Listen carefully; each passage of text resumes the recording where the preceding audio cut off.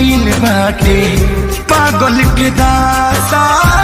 आज हमरा पता चलल प्रेम के भाषा।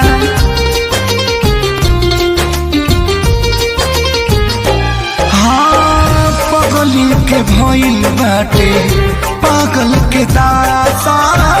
आज हमरा पता चलल प्रेम के भाषा।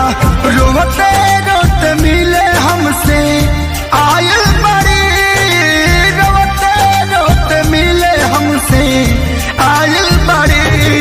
हमर जान आज हरदी से लटाइल बड़ी, हमर जाना आज हरदी से लटाइल बड़ी।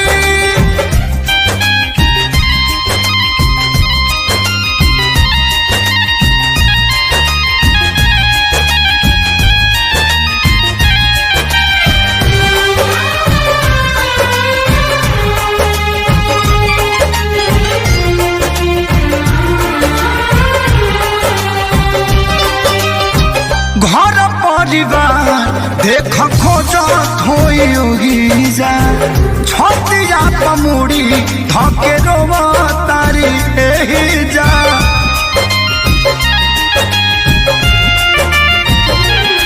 हथवा के मेहंदी मिटावेली इ तो हमरे के समझावेली।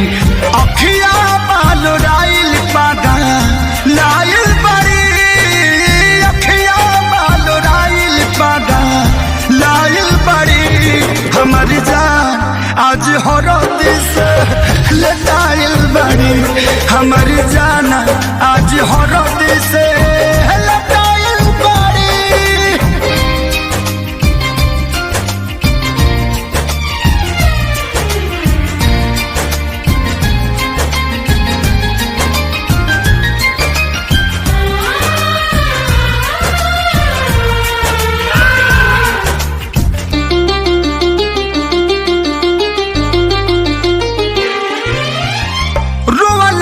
इनका झरे बनावा के पाता, प्यार के मतलब रब जिया जुए बुझाता।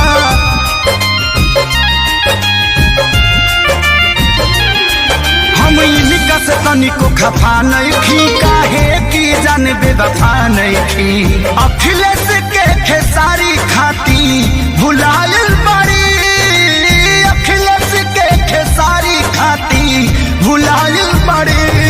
हमर जान आज हरद से लटाइल बड़ी, हमर जाना आज हरद से